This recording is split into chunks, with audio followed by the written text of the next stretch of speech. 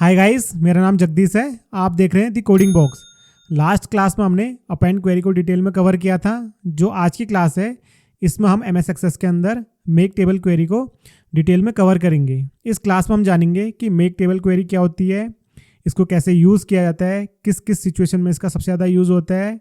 साथ ही हम इसे प्रैक्टिकल एग्जाम्पल के साथ स्टेप बाय स्टेप समझेंगे और देखेंगे कि किस तरह किसी एग्जिस्टिंग टेबल या मल्टीपल टेबल के डेटा से कुछ ही सेकंड में एक नई टेबल क्रिएट की जा सकती है।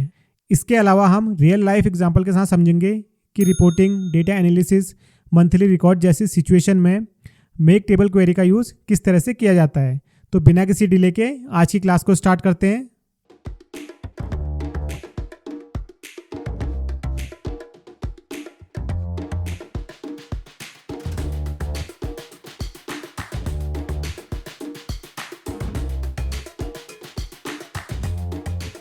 हाय गाइस, हम मेन स्क्रीन पर आ चुके हैं। आज की क्लास को स्टार्ट करते हैं।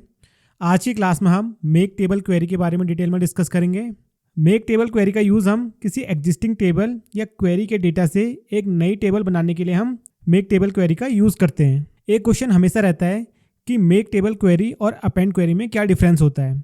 बात करें अपेंड क्वेरी की, तो अपेंड क्वेरी किसी एग्जिस्टिंग टेबल में नई रिकॉर्ड ऐड करती है।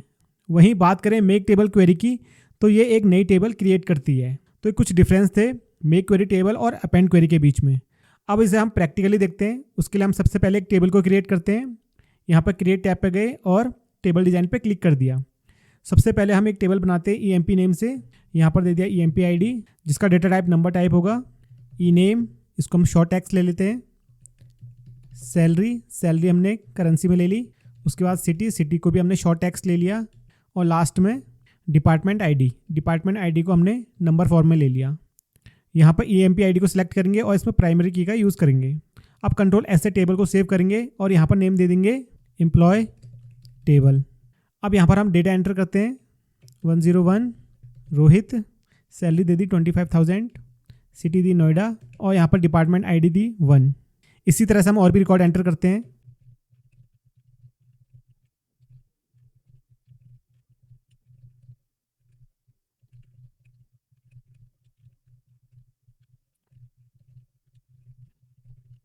तो यहाँ पर हमने रिकॉर्ड को एंटर कर लिया। उसके बाद हम एक टेबल और क्रिएट करते हैं डिपार्टमेंट नेम से। तो हम क्रिएट पे गए और यहाँ से टेबल डिज़ाइन पे क्लिक किया और यहाँ पर हमने फिल दिया डिपार्टमेंट ID, जिसका डेटा टाइप हमने नंबर ले लिया। और यहाँ पर ले लेंगे डिपार्टमेंट और इसका डेटा टाइप हम शॉर्ट टैक्स ले लेंगे। टेबल को सेव कर लेंगे और इसका नाम देंगे डिपार्टमेंट। अब यहाँ पर हम डेटा एंटर करेंगे। डिपार्टमेंट ID 1, डिपार्टमेंट देंगे HR, डिपार्टमेंट ID देंगे 2, यहाँ पर दे देंगे IT 3, इसमें दे देंगे हम सेल्स 4, इसमें दे देंगे हम अकाउंट्स। तो इस तरह से यहाँ पर देखिए हमारे पास दो टेबल क्रिएट हो चुकी हैं। एक EMP टेबल है और दूसरी डिपार्टमेंट टेबल है।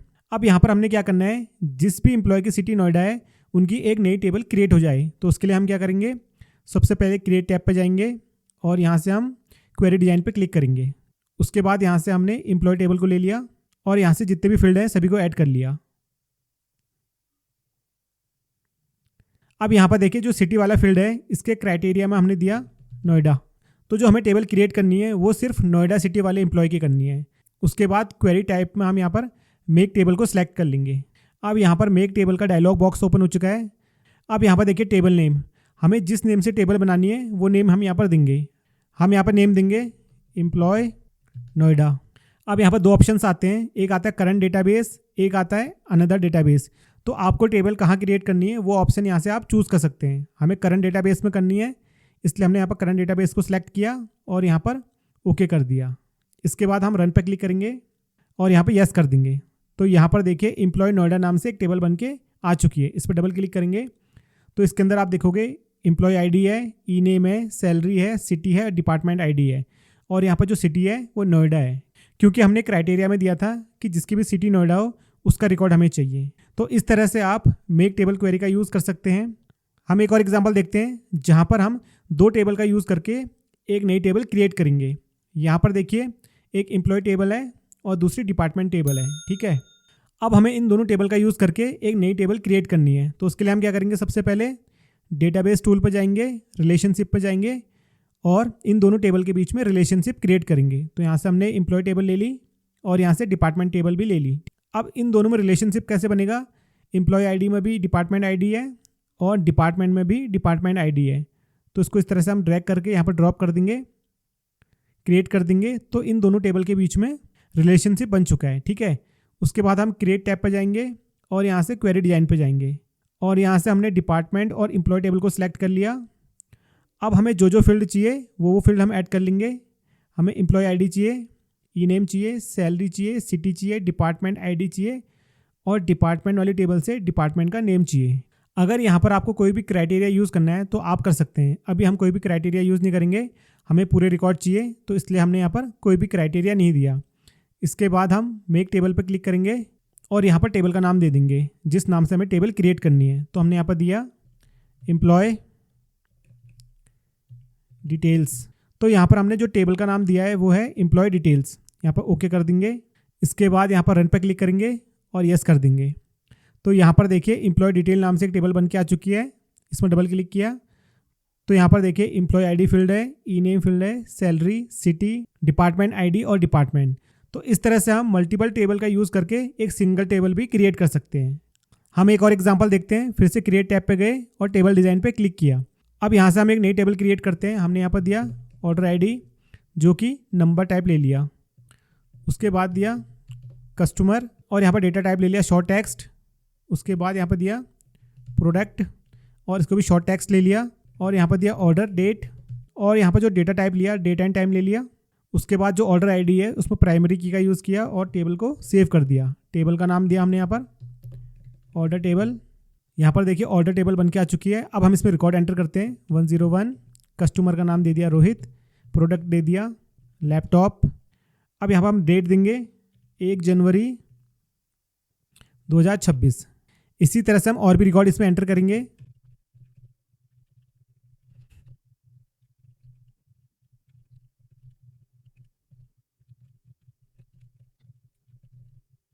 तो यहाँ पर देखिए हमने कुछ रिकॉर्ड एंटर कर लिए। अब यहाँ पर हमारी क्वेरी है कि हमें जनवरी मंथ की अलग टेबल बनानी है, फरवरी की अलग और मार्च की अलग। तो इसके लिए हम क्या करेंगे, सबसे पहले क्रिएट टैब पर जाएंगे और क्वेरी डिज़ाइन पे क्लिक कर देंगे। उसके बाद यहाँ से हमने ऑर्डर टेबल को सिलेक्ट किया और यहाँ से ऑर्डर आईडी को ले लिया, कस्टमर को ले लिया, प्रोडक्ट को ले लिया और ऑर्डर डेट को ले लिया। अब सबसे पहले हमें जनवरी मंथ के लिए टेबल क्रिएट करनी है। तो ऑर्डर डेट के क्राइटेरिया में हम लिखेंगे बिटवीन, उसके बाद हैश का यूज़ करेंगे और यहाँ पर डेट देंगे 01/01/2026। ठीक है, उसके बाद फिर से एक हैश देंगे और यहाँ पर एंड फंक्शन का यूज़ करेंगे। फिर से एक हैश देंगे, यहाँ पर हम देंगे 01/31/2026 और लास्ट में हैश का यूज़ करेंगे। तो यहाँ पर हमने क्राइटेरिया दिया, जो डेट होनी चाहिए वो बिटवीन होनी चाहिए 1 जनवरी 2026 से लेके 31 जनवरी 2026 के बीच में। उसके बाद मेक टेबल पर क्लिक किया और यहाँ पर टेबल का नाम दे दिया Jan_order और यहाँ पर ओके कर दिया और यहाँ पर रन पे क्लिक कर दिया और यहाँ पर यस कर दिया। तो यहाँ पर देखिए जैन ऑर्डर नाम से टेबल बन के आ चुकी है। जैसे इस पर डबल क्लिक करेंगे तो यहाँ पर देखिए सिर्फ वही ऑर्डर शो हो रहे हैं जिनकी ऑर्डर डेट जनवरी मंथ की है। इसी तरह से आप फरवरी के लिए भी निकाल सकते हैं और मार्च के लिए भी निकाल सकते हैं। तो आज की क्लास में हमने मेक टेबल क्वेरी के बारे में डिटेल में डिस्कस किया। अब जो नेक्स्ट क्लास आएगी उसमें हम एक नए टॉपिक को डिस्कस करेंगे। आज की क्लास में हमने MS एक्सेस के अंदर मेक टेबल क्वेरी को डिटेल में डिस्कस किया। अब जो नेक्स्ट क्लास आएगी उसमें हम क्रॉस टैब क्वेरी को डिटेल में कवर करेंगे। आज की क्लास से रिलेटेड अगर आपकी कोई क्वेरी या डाउट्स हैं तो कमेंट बॉक्स में कमेंट कर सकते हैं। डिस्क्रिप्शन पे लिंक दिया गया है जहां से आप आज की जो क्लास है इसकी प्रैक्टिकल फाइल को डाउनलोड कर सकते हैं। मिलते हैं फिर नेक्स्ट क्लास में।